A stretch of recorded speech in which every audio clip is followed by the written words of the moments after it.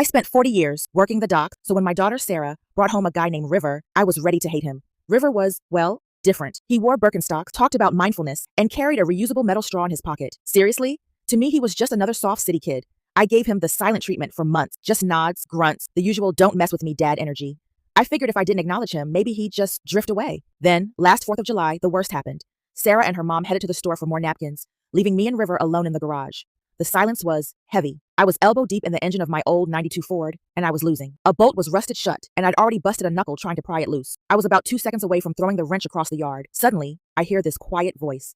You know, if you heat that nut with a torch for about 10 seconds, it'll pop right off. I looked up, ready to snap, but he wasn't joking. He didn't look like a mindfulness coach anymore. He stepped in, grabbed the torch with a grip that was not soft, and worked that wrench like a pro. I just stared at him. Where'd you learn that, River? He chuckled, wiped a smudge of grease onto his expensive linen shirt, and said, my old man was a diesel mechanic in Ohio. He hated my yoga phase too. I actually laughed, a real deep from the gut laugh. We spent the next hour talking about torque, classic rock, and how much we both hated the local HOA. I found out the kid wasn't lazy. He was just happy. There's a difference. By the time the girls got back, we weren't just fixing a truck.